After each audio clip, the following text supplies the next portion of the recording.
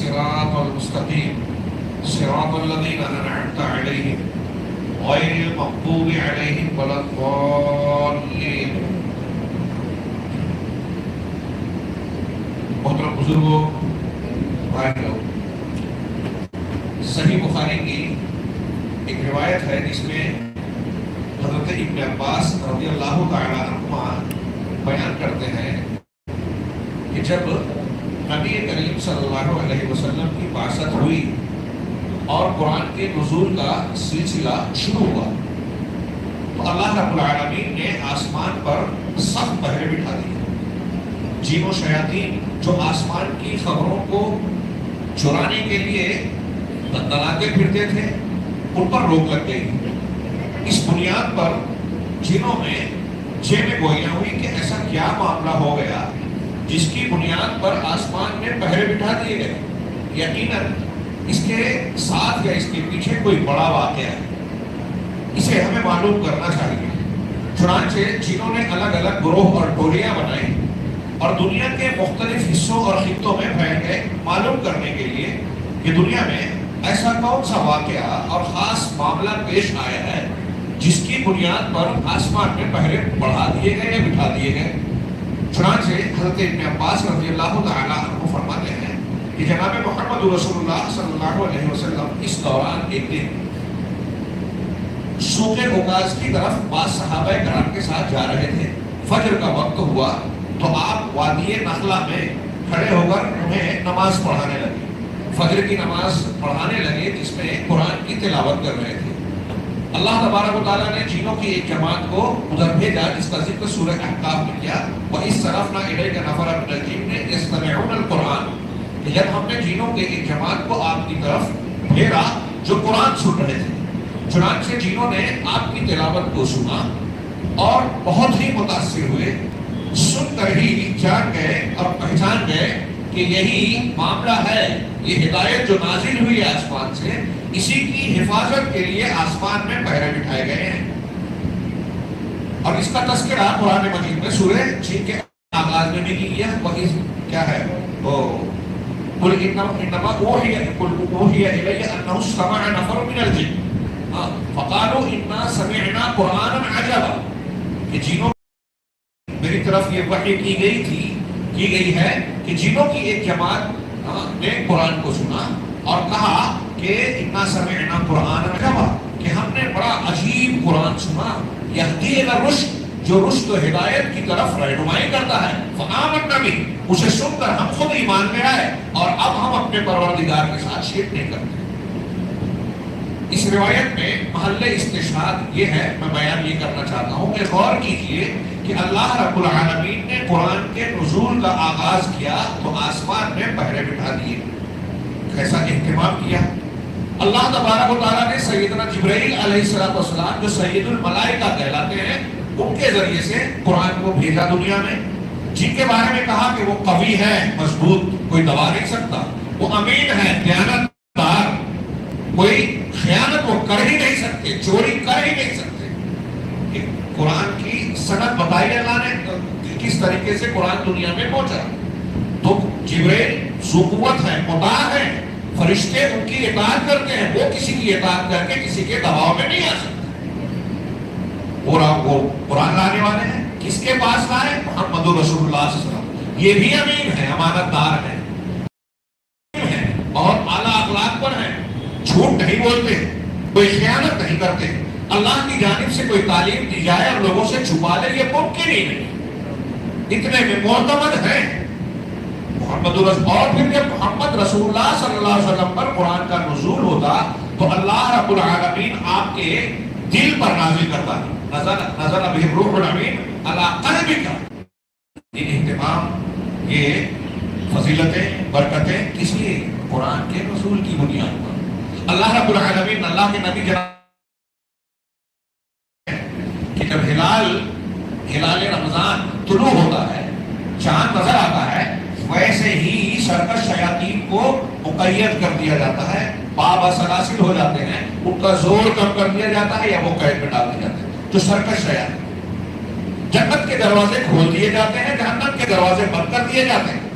اللہ کی طرف سے ہر روز ہر شب اعلان ہوتا ہے یا باغی الخیر اقبل و یا باغی الشر اقصر، اے نیکی کے کرنے والے آگے بڑھ اور اے برائی کرنے والے رک جا۔ رمضان کے روزے جو دن میں روزے فرض کیے گئے، رات میں اللہ کے رسول صلی اللہ علیہ وسلم نے فرمایا کہ اللہ نے روزے دن کے روزے فرض کیے، میں نے قیام اللیل کو مسنون کیا۔ ان دونوں کی فضیلت یہ ہے کہ ایمان و احتساب کے ساتھ اگر کسی شخص نے اسے اختیار کر لیا تو اپنے پچھلے گناہ معاف، غفر لہ ما تقدم من ذنبہ۔ یہ فضیلتیں آپ سنتے رہتے ہیں۔ میں بتانا چاہ رہا ہوں کہ یہ فضیلتیں کیوں ہیں؟ نزول قرآن کی مناسبت سے۔ قرآن کے نزول کی سالگرہ ہے رمضان المبارک، اور اللہ رب العالمین کا یہ بہت بڑا کسی بندے پر احسان و کرم ہے کہ رمضان المبارک اسے ملے اور اس کی برکتوں سے کا وہ حقدار بن جائے۔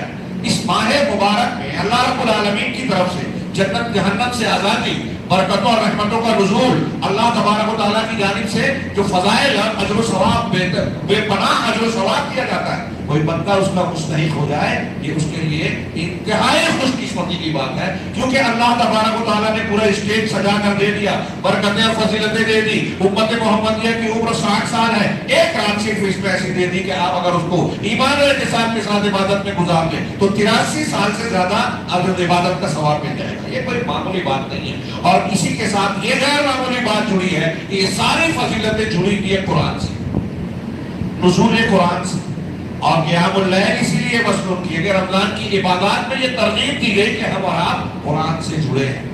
روزے اسی لیے فرض کیے گئے لعلکم تتقون۔ روزہ بذات خود ایک عظیم الشان عبادت ہے، رکن اسلام ہے، لیکن اس کی ایک عظیم الشان، اس کا مقصود علت غائی ہے لعلکم تتقون، تاکہ تم متقی بن جاؤ۔ اور قرآن میں نازل کیا گیا، اس کے بارے میں اللہ نے کہا ھدی للمتقین، یہ متقیوں کے لیے ہدایت ہے۔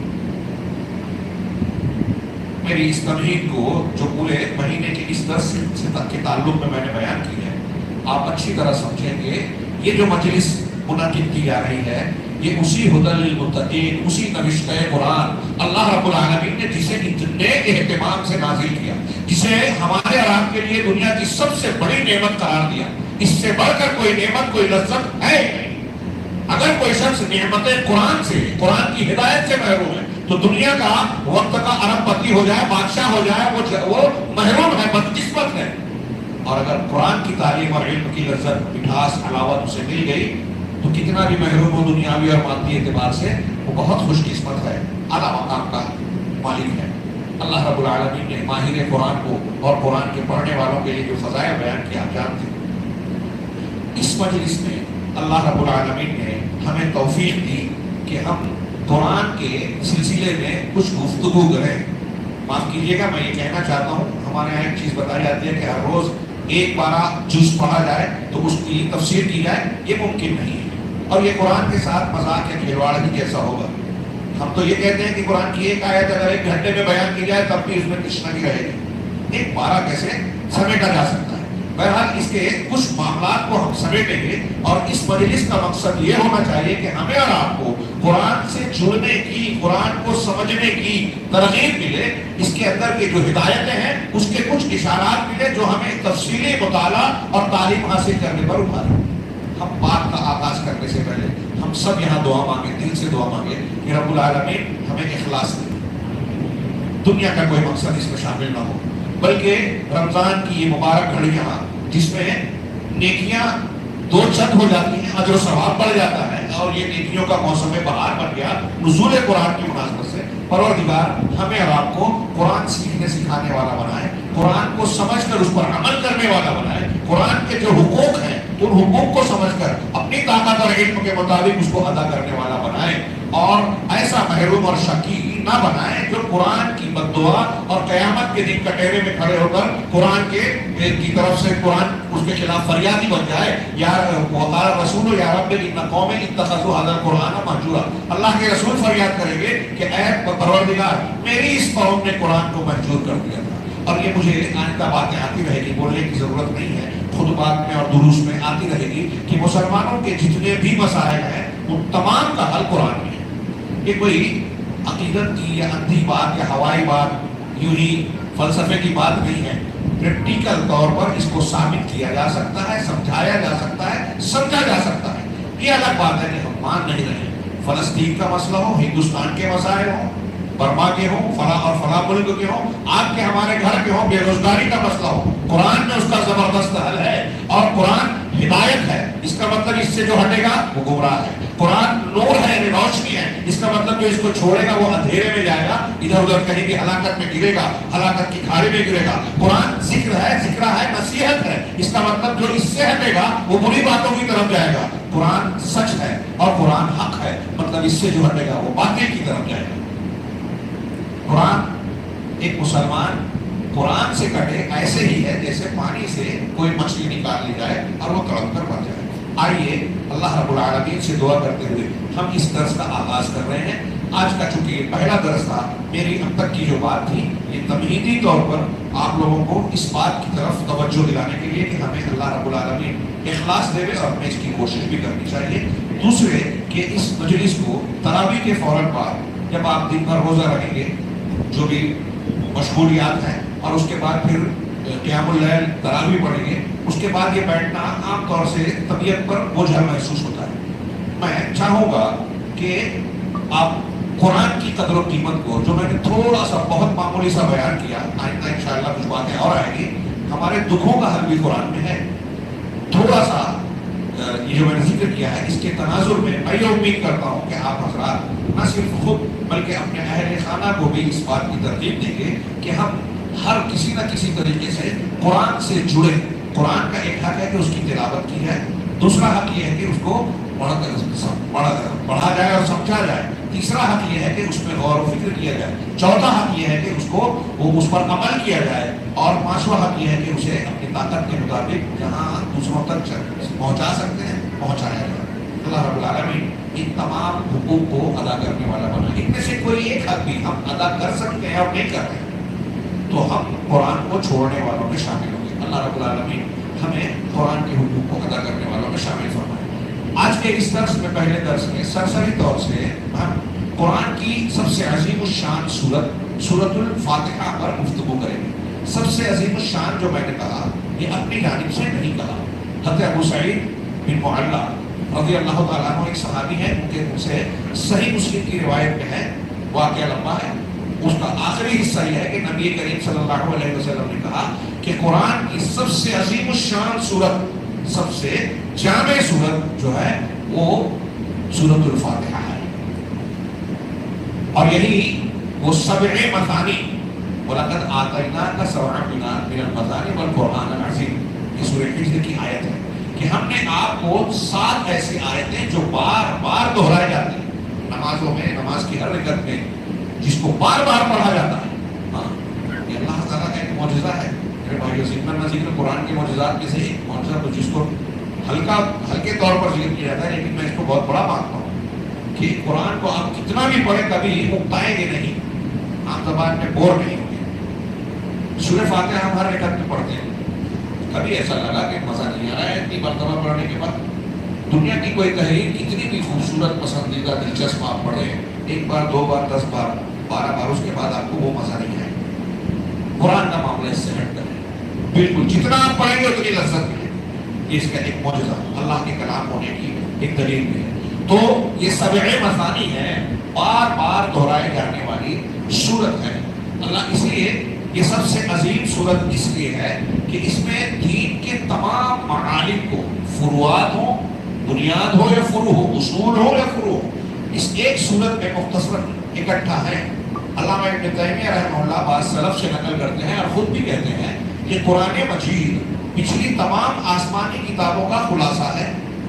سورۃ الفاتحہ قرآن مجید کی تعلیمات اور بیانات کا خلاصہ ہے، اور سورۃ الفاتحہ میں ایاک نعبد و ایاک نستعین کی آیت سورۃ الفاتحہ کا نچوڑ اور خلاصہ ہے. اہمیت کا اندازہ لگائیے. اور پھر اسی تناظر میں اس بات پر بھی توجہ دیجیے کہ جب یہ اتنی اہم ہے، اتنی جامع ہے، تو ہم میں سے ہر شخص جب ہر نماز میں، مرد ہو یا عورت، پڑھنا ہی پڑھنا ہے تو اسے اچھی طریقے سے سمجھنا بھی چاہیے. اور حقیقت یہ ہے کہ اس کو آپ جتنی بار پڑھیں گے، جتنی تفسیریں پڑھیں گے، جتنا غور کریں گے، ہر مرتبہ جب آپ غوطہ لگائیں گے ایک نیا موتی آپ کو ملے گا انشاءاللہ. یہ اللہ کے کلام کی خوبی ہے. چنانچہ یہ دین کے تمام معالم کو اپنے اندر اصول و فروع کو سمیٹے. ابتدائی آیتوں میں عقیدہ ہے، جس کو اصول دین کہتے ہیں، جس کے بغیر کوئی انسان کا کوئی عمل قبول نہیں ہوگا۔ میں نے ابھی پیچھے کئی مرتبہ زور دے کر یہ بات بیان کی کہ تقویٰ ہمارے یہاں لوگ کہتے ہیں، ایمان کی کمزوری لوگ کہتے ہیں، اس پر زور دینے کی بات کرتے ہیں، لیکن جب اس پر زور دینے کی بات ہوتی ہے تو وہ دین کی وہ بنیاد ہی سمجھتے اور سمجھاتے نہیں ہیں جس کی بنیاد پر پورا دین کھڑا ہے۔ لا الہ الا اللہ کی تشریح غلط کرتے ہیں، اللہ کے اسماء و صفات کے بارے میں غلط اصولوں کو اختیار کیے ہوئے ہمارے ہندوستان میں اہل تصوف ہوں، حزبیت کے ماننے والے لوگ ہوں، اہل بدعت ہوں۔ جب آپ نے عقیدہ ہی بگاڑ لیا، آپ کا عقیدہ درست نہیں ہے، آپ کے عقیدے میں شرکیات ہے، منہج میں انحراف ہے، تو اب آپ کتنی مرتبہ بھی قرآن ختم کر لیں، تہجد اور قیام اللیل بالکل نہ چھوڑیں، روزہ پورے بھرپور انداز میں رکھیں، چاشت اور فنا نوافل پڑھیں، ذکر اذکار کی بھرمار کر دے میں اپنی پوری دولت کا بیشتر حصہ خرچ کر دے میں، قبول نہیں ہوگا۔ اس لیے متقی تقویٰ جو ہم کو متقی بنانا ہے، اور جس پر گارنٹی ہے اللہ کی، متقی ہو جاؤ گے تو اللہ ہر پریشانی سے نکالے گا، متقی ہو جاؤ گے تو دشمن تمہارا کچھ بگاڑ نہیں پائے گا، متقی ہو جاؤ گے تو آسمان اور زمین سے برکت کے دروازے کھل جائیں گے، متقی ہو گے تو جنت ملے گی، متقی ہو گے تو جہنم سے بچو گے، دنیا کی جہنم اور آخرت کی جہنم۔ تو اس تقوی کی بنیاد قائم ہوتی ہے اصول دین پر، ایمانیات پر۔ یؤمنون بالغیب سورہ بقرہ کے شروع میں بھی آپ نے سنا، الذین یؤمنون بالغیب، پہلے مسلمانوں کی سب سے زیادہ واضح صفت سورۃ الفاتحہ میں پہلے ایمانیات بیان کی گئی ہے، اصول دین، اور اس کو سمجھنے سمجھانے پر زیادہ زور صرف کرنا چاہیے۔ میں جہاں جاتا ہوں یہاں شاید مجھے شوق نظر آتا ہے، اتنے لوگ ہیں، یہ کہتا ہوں آج کل کہ مساجد میں عقیدے اور منہج کی کتابوں کے سلسلہ وار دروس کو شروع کیا جائے۔ اپنے بچوں کو، اگر آپ چاہتے ہیں کہ آپ کا بچہ منکر حدیث نہ بنے، سلمان رشدی نہ بنے، آپ کی بیٹی تسلیمہ نسرین نہ بنے، آپ کی بیٹی مرتد نہ ہو، نئے نئے افکار اور نئے نئے خیالات اور نظریات جو پیدا ہوتے ہیں ان کے تعلق سے متاثر نہ ہو، گمراہی کا شکار نہ ہو، تو محنت کیجیے عقیدے پر۔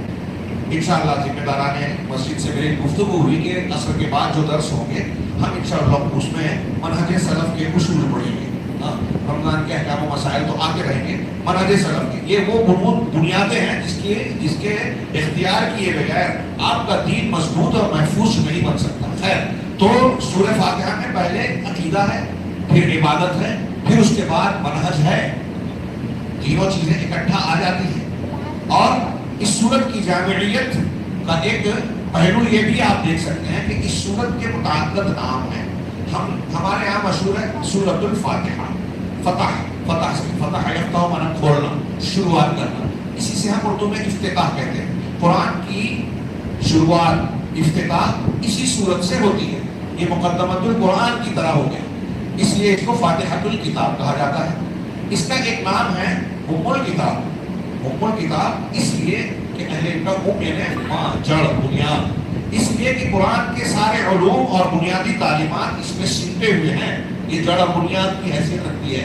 ام القرآن اور ام الکتاب اسے کہا جاتا ہے۔ سبع مثانی ابھی ہم نے پڑھا، اس کو شافیہ کہا جاتا ہے کہ اس سے شفا ملتی ہے۔ وقت نہیں ہے، اگر میں اس پہ جاؤں بڑی تفصیل ہوگی۔ شیخ عبد المالک رمضان نے سورہ فاتحہ کی تفسیر اسی طرح لکھی ہے، تو اس میں یہ بیان کیا کہ سورۃ الفاتحہ ہمارے ہر قسم کے بیماریوں کا علاج ہے، روحانی، دل کی بیماری اور جسم کی بیماری، علم الارواح یا علم القلوب، امراض القلوب اور امراض الابدان، دونوں بیماریوں کا علاج ہے۔ بڑی پیاری بحث کی علامہ ابن قیم رحمہ اللہ کے کچھ عبارتوں کا حوالہ دے کر کہ دل کی جتنے بیماریاں ہیں، ابھی آگے میں تھوڑا سا تذکرہ کروں گا، ان کا علاج سورۃ الفاتحہ سب سے بہترین، آسے وغیرہ میں بھی آپ اسے دم کر سکتے ہیں۔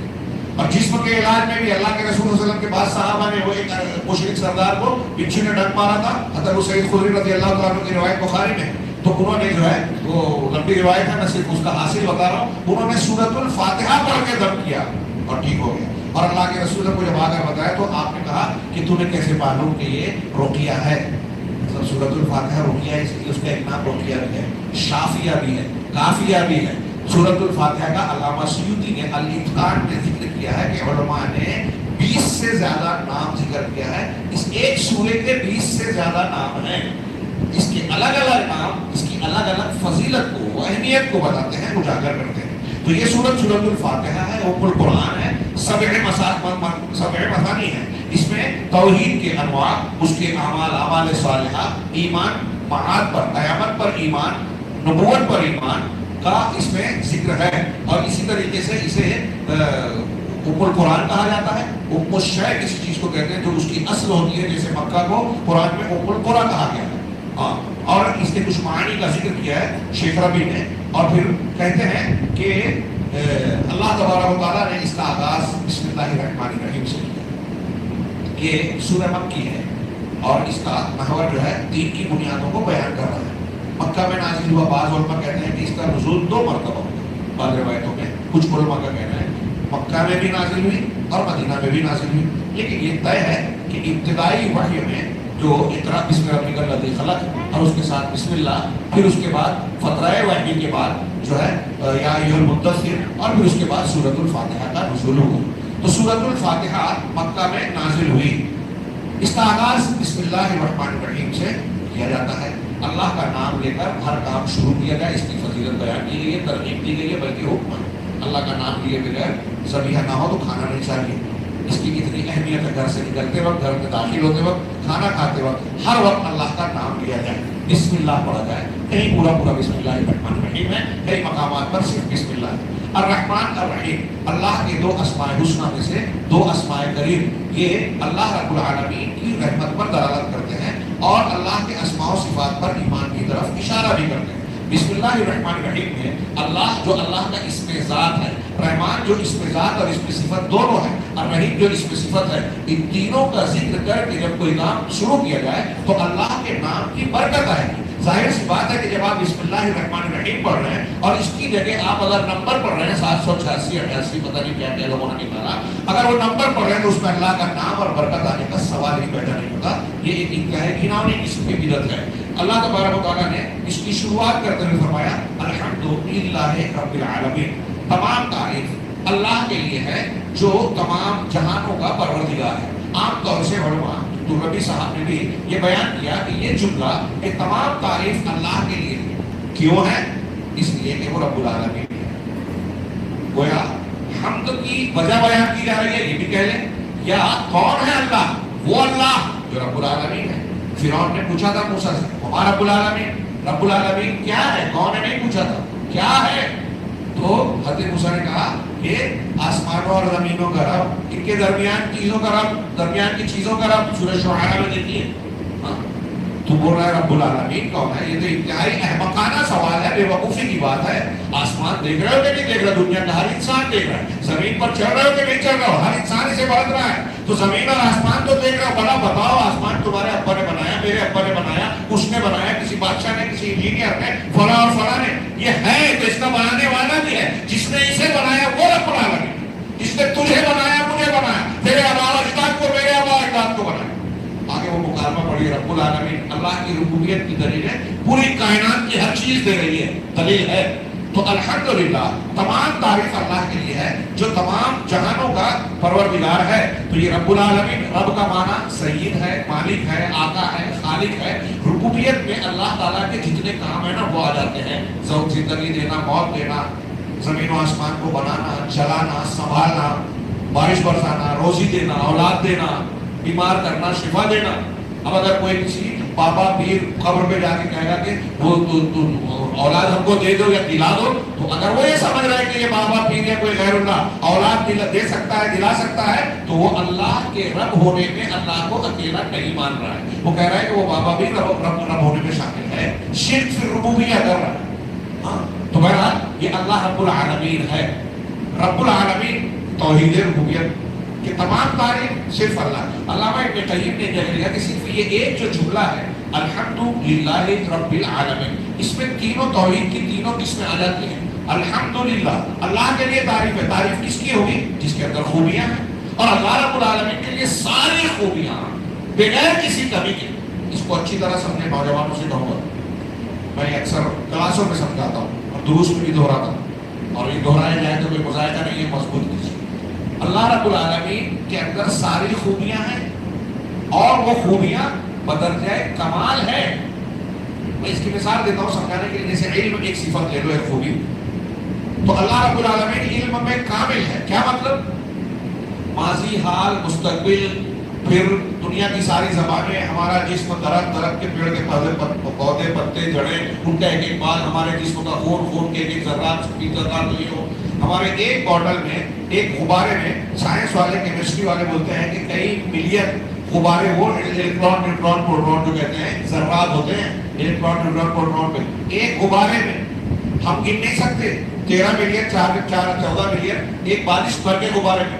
اگر یہ پورا کمرہ یا ایک مسجد کے لیے، اس میں کتنے ہوں گے؟ ہمارا کیلکولیٹر اور ہمارا کمپیوٹر کام نہیں کرے گا، ہماری گنتی نہیں چلے گی، گن نہیں پائیں گے. پوری کائنات میں کتنے ہیں؟ ایک پتے میں کتنے ذرے ہیں؟ مٹی میں کیا ہے؟ پانی میں کیا ہے؟ کائنات کا ایک ایک جانور، ایک ایک انسان، ایک ایک پرندہ، ایک ایک چرندہ، ایک ایک پہاڑ، ایک ایک سمندر، ایک چیز بھی رب العالمین سے ایک لمحہ کے لیے بھی چھپی نہیں. سوچ کے آج کس طرح پہ جائے اللہ رب العالمین کا علم کیسا ہے. کائنات کی کوئی ایک چیز بھولتا بھی نہیں ہے، کوئی چیز اس کے علم سے ایک لمحے کے لیے نکلتی نہیں ہے. ایک بال برابر چیز میں ادھر دیکھ رہا ہوں تو ادھر والے نہیں دکھ رہے ہیں. ایک چیز یاد کرتا ہوں دوسری چیز بھول جاتا ہوں. ہاں، یہ ہم کتنی چیزیں جانتے ہیں. اور ہمارے یہاں ایک آدمی ڈاکٹر آتا ہے کہ وہ فلاں چیز کا اسپیشلسٹ ہے، جس چیز کا اسپیشلسٹ ہے اس میں بھی بہت سی چیزیں نہیں جانتا. آنکھ کا اسپیشلسٹ بولتا ہے کہ میں نے اپنا کام کر دیا اوپر والے کے ہاتھ، جو میں جانتا تھا میں نے کیا، یہ میری سمجھ کے باہر. مطلب جس کا اسپیشلائزیشن کیا ہے اس میں بھی وہ ناقص ہے. تو کامل کے معنی پر غور کیجیے. اور اگر کامل اللہ نہیں ہوتا تو تمام تعریفیں اس کے لیے نہیں ہوتی. تمام تعریفیں اس کے لیے، اس کا مطلب یہ ہوا کہ ہر خوبی اس کے اندر ہے اور ہر خوبی بدرجۂ کمال ہے. کوئی بھی کمی اور چھوڑ نہیں ہے، کوئی نقص اور خامی نہیں. جو تمام تعریف اس کے لیے، مطلب تمام اسماء الحسنی، صفات علیہ، وللہ الاسماء الحسنی، اللہ کے لیے اسماء الحسنی ہے، صفات علیہ ہے. ساری خوبی آ گئی توحید اسماء، اور آگے الرحمن الرحیم میں بھی توحید اسماء و صفات. للہ، للہ اللہ کا اسم ذات ہے اللہ، اور اللہ الہ سے بنا ہے. صحیح قول کے مطابق حضرت ابن عباس کہتے ہیں اللہ کا معنی ذل الوہیہ والعبودیہ، وہ ذات جو الوہیت اور عبودیت کے لائق و زیبا ہے، عبودیت اور الوہیت والی ہے. تو الہ کا ایک مانتا کہ جس سے حیرت کی جائے، الوہا یا الہ.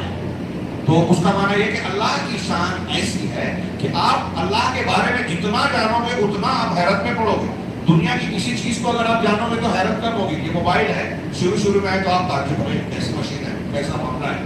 لیکن جیسے جیسے اس کے فنکشن کو، کام کو، پارٹس کو آپ سمجھنے لگے، آپ کی حیرت کم ہوتی گئی. آپ کہہ رہے ہیں میں بھی کر سکتا ہوں، یہ تو بہت سے لوگ کہیں گے. تو دنیا کی مخلوق میں جو بھی چیز ہے اس کو سمجھنے کے بعد آپ کی حیرت کم ہوتی ہے. اور اللہ کی شان اس کے بالکل الٹ ہے کہ آپ اللہ کو جتنا سمجھو گے اتنا اللہ کی شان و عظمت آپ کی نظر میں بڑھتی جائے گی کہ اللہ وہ ذات ہے جس کو سمجھا نہیں جا سکتا. الحمدللہ رب العالمین، تمام تعریف اللہ کے لیے ہے. اب اللہ الہ سے بنا ہے تو الہ الوہیت والا ہے، اس میں توحید الوہیت آ گئی. رب العالمین میں توحید ربوبیت آ گئی. ہاں، اور اللہ تعالیٰ جب رب ہے تو اس کی رب ہونے سے اس کی بندگی کا خود بخود تقاضا پیدا ہوتا ہے. قرآن مجید میں جا بجا اللہ تبارک و تعالیٰ نے اپنے رسولوں کی زبانی مشرکین سے سوال کیا کہ جب آسمان زمین کو بنانے والا اللہ ہے، پیدا کرنے والا اللہ ہے، کسی نے اللہ کے سوا ایک مکھی نہیں پیدا کی، نہ پیدا کر سکتا ہے، تو پھر ان کو پوجا کا حق، عبادت کا حق کہاں سے پیدا ہوگا؟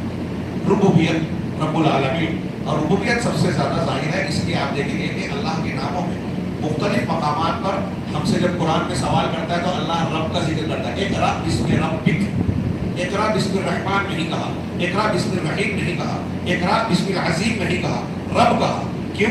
اس لیے کہ اللہ کے ناموں میں سے رب وہ نام ہے جس کا معنی مفہوم کائنات کے انسانوں کے لیے، وہ چاہے کسی متمدن شہر میں رہتا ہو، دیہات اور جنگل میں رہتا ہو انسان، اس کی ربوبیت سب سے زیادہ واضح ہے. آسٹریلیا کے دیہاتی سے احمد دیدار نے جب ہمارا رب کو ہمیں تو کہا وہ ہے جس کو پاخانہ نہیں ہوتا. احمد دیدار نے کہا کہ اس کو سن کے آپ کو تعجب ہوگا، لیکن قرآن نے یہی بات اعلیٰ انداز میں کہی. حضرت عیسیٰ اور حضرت مریم کی الوہیت کا رد کرتے ہوئے کہا کانا یا گلانی کانا، وہ دونوں کھانا کھاتے تھے. تو قرآن جیسی عظیم کتاب میں کسی کے بارے میں صرف یہ بتانا مقصود ہے کیا کہ کھانا کھاتے تھے؟ نہیں، وہ کھانا کھاتے تھے مطلب بھوک لگتی تھی، بھوک لگتی تھی مطلب محتاج.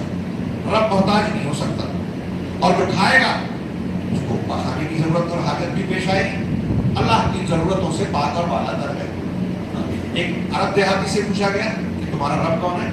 تو کہا اس کائنات کا خالق مالک ہے۔ کہا کیسے تم نے پہچانا؟ تو کہا کہ کیا اسماء ذات و ابراج، کیا کہتے ہیں کہ اتدل البعرۃ علی البعیر، اونٹ کی مینگنی دیکھ کر، مینگنی سمجھتے نا یہ گوبر، اونٹ کی مینگنی دیکھ کر اونٹ کا پتہ چلتا ہے، اور پیر کے نشان کو دیکھ کر گزرنے والے کا پتہ چلتا ہے۔ اگر آپ نے دیکھا کہ پیر کا نشان ہے تو معلوم پڑ جاتا ہے یہاں سے کوئی گیا ہے، سمپل ہے۔ تو اس دیہاتی نے کہا اسماء ذات و ابراج و بحار ذات و امواج و فجاج ذات و ابراج کیا ہے، اور کیا یہ برجوں والے آسمان اور یہ موجے مارتے سمندر اور راستوں والی یہ زمین، کیا یہ افلا تدل علی اللطیف الخبیر، یہ اللہ تبارک و تعالیٰ جو لطیف و خبیر ہے اس کا پتہ نہیں دے رہی؟ رب العالمین پہ بحث تھوڑی طویل ہو گئی، آگے ہم پڑھتے ہیں۔ اللہ رب العالمین نے شروعات کیا الحمدللہ رب العالمین، تمام تعریف اللہ کے لیے ہے جو تمام جہانوں کا پروردگار ہے۔ یہ کلمہ شکر ہے، حمد، اور اس کو حدیث میں کہا گیا یہ افضل الدعا ہے، یہ الحمدللہ کہنا صحیح ترغیب و ترغیب میں ہے، افضل الدعا۔ اسی طرح اللہ کے رسول صلی اللہ علیہ وسلم کا صحیح مسلم میں فرمان ہے کہ اللہ کے نزدیک سب سے بہترین کلام ہے سبحان اللہ و بحمدہ۔ ایک دوسری حدیث میں ہے کہ سبحان اللہ والحمدللہ ولا الہ الا اللہ واللہ اکبر، یہ سب سے پسندیدہ کلمات ہیں اللہ کے نزدیک، اور ان کے معنی اور مفہوم کو ہمارے یہاں لوگ فضائل کے طور پہ اسے بہت پڑھتے ہیں، لیکن اس کے معنی مفہوم کو نہیں سمجھتے۔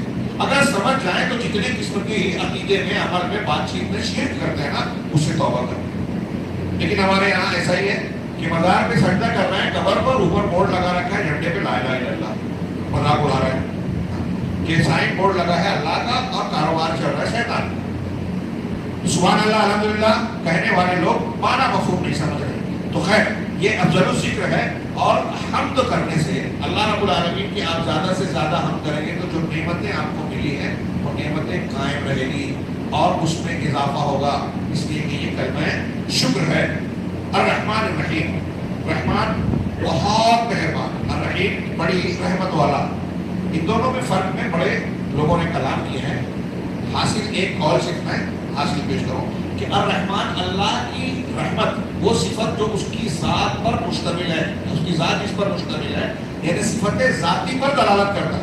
رحمان ملعان کا معنی بھرا ہوا، جیسے غضب سے غضبان ہے، بہت غصے سے بھرا ہوا، پیاس سے آتش ہے، آتش ہو پیاس کو کہتے ہیں، آتشان بہت پیاسا، پیاس سے بھرا ہوا۔ تو رحمان جو رحمت سے بھرا ہوا ہے یہ صفت ذاتی ہے اللہ کی، اور الرحیم صفت ذاتی پر دلالت کرتا ہے یہاں۔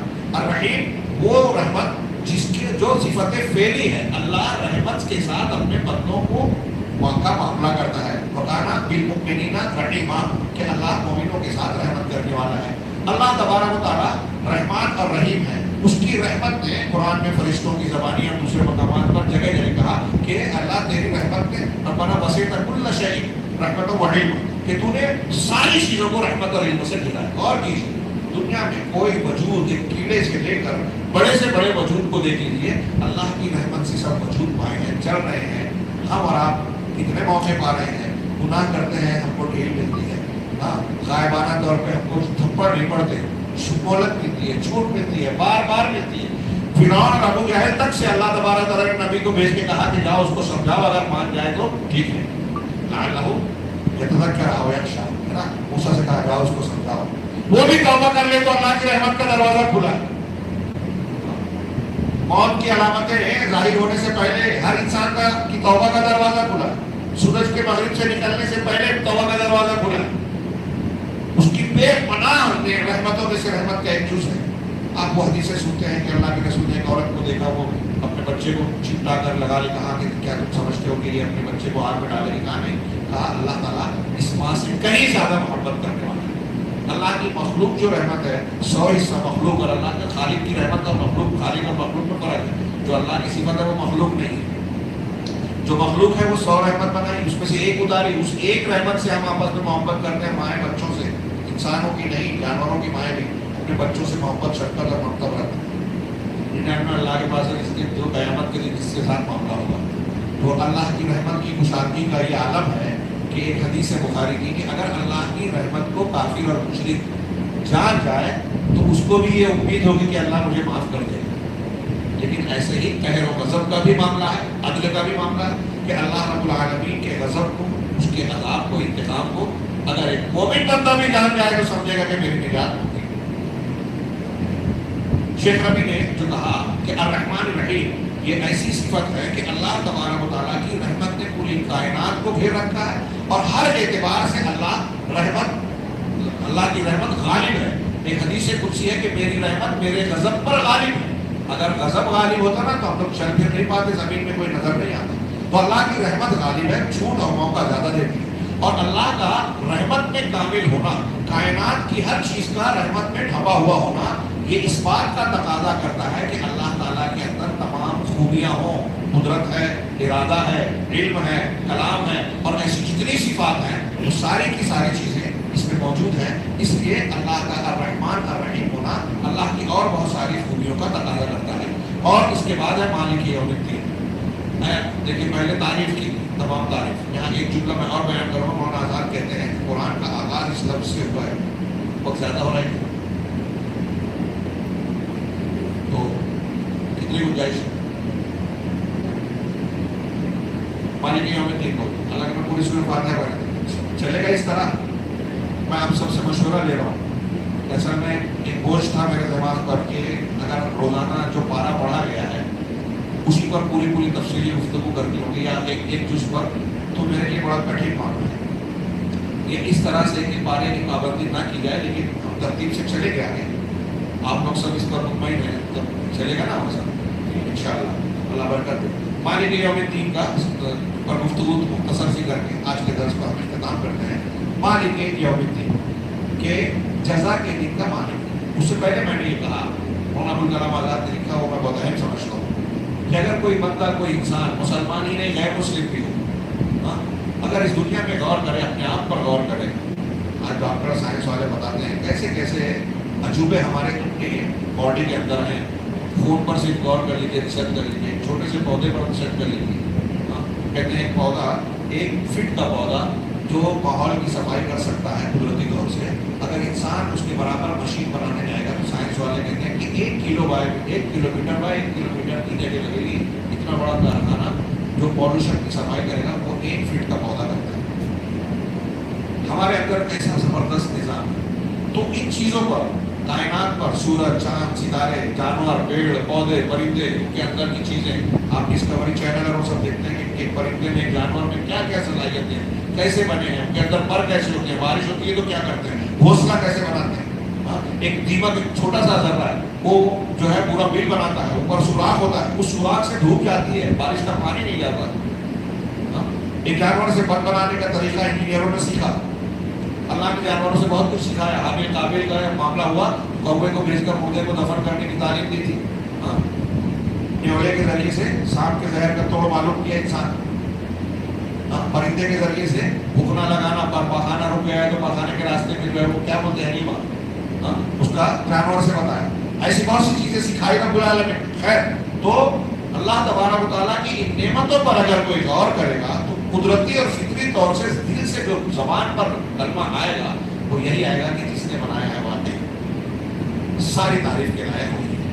ہم دنیا میں کوئی چیز دیکھتے ہیں تو بولتے ہیں کہ بنانے والے نے کمال کر دیا، تو مخلوق جو کرتی ہے۔ تو کائنات کی چیزوں پر غور کریے تو ہماری زبان سے پہلا لفظ نکلے گا، وہی قرآن کا پہلا لفظ ہے، الحمدللہ رب العالمین، الرحمن الرحیم۔ اب وہ رحمان رحیم ہے، رب العالمین نے پال رہا ہے سب کو، پالنہار پروردگار ہے، اور رحمان الرحیم اس کی رحمت غالب بھی ہے، لیکن اندھا کاروبار نہیں ہے کہ کوئی کچھ بھی کر دے، قتل عام کر دے، لوگوں کی بستیوں کو جلا دے، فرعونیت، نمرودیت کو بروئے کار لے کے گھر لا کے مختلف قوانین بنا کے ظلم و زیادتی کر کے ہجومی تشدد میں کسی کو مارے، کسی کی مسجد کو توڑ دے، کسی کی عبادت گاہ کو توڑ دے، سجدے میں کسی کو لات مار دے، تو یہ اپنا کاروبار نہیں ہے۔ مالک یوم الدین ہے، وہ انصاف کرنے والا ہے، جزا کے دن کا مالک ہے۔ مالک تو آج بھی ہے، لیکن دارالامتحان ہے، یہاں چھوڑ کے رکھا ہے، لیکن وہ دن آئے گا جب مالک یوم الدین کب آئے گا؟ تو اللہ رب العالمین، اللہ کے رسول نے فرمایا، اللہ نے فرمایا والارض جميعا قبضته يوم القيامة،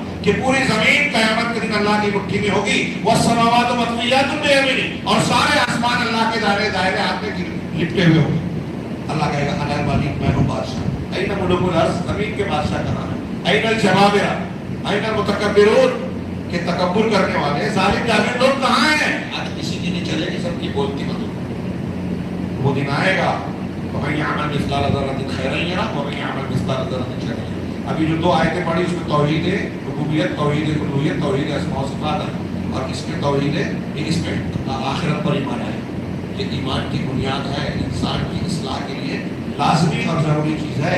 یہی یوم الحساب ہے، جو یوم الدین کہا، یوم الحساب، یوم القیامہ، اور اس کے اور بھی متعدد نام ہیں۔ یہ ہمارے ایمان کی ایک بنیاد ہے جس کو جزا کا دن کہا جاتا ہے۔ اس پر جو ایمانیات میں سے 6 بنیادیں ہیں: اللہ پر، اس کے رسولوں پر، کتابوں پر، فرشتوں پر، کتابوں پر، رسولوں پر، آخرت کے دن پر اور تقدیر کے بھلے بری پر۔ یہ ایمان کی 6 واقعات ہیں جو ان تینوں آیتوں میں آئی، اور اسی سے جڑ کر جو ایاک نعبد و ایاک نستعین سے آخر اس کا ہم انشاءاللہ کل کچھ تذکرہ کریں گے۔ اور میں جیسا کہ میں نے عرض کیا کہ یہ بہت اہم ہے سورہ فاتحہ کے ایک کچھ حصے کو ہم نے بیان کیا۔ عقیدہ ایاک نعبد و ایاک نستعین کی عبادت اور اہدنا الصراط المستقیم سے لے کر آخر تک یہ منہج بتایا گیا ہے۔ منہج میں کیا اختیار کرنا ہے، کیا اختیار نہیں کرنا ہے، دونوں سورہ فاتحہ میں موجود ہے، جو بہت ہی اہمیت کے حامل ہے۔ اللہ رب العالمین سے دعا ہے کہ وہ ہمیں قرآن کو سمجھنے اور اس کے مطابق اپنے اعمال کو ڈھالنے کی توفیق عطا فرمائے۔ قرآن کو حقوق ادا کرنے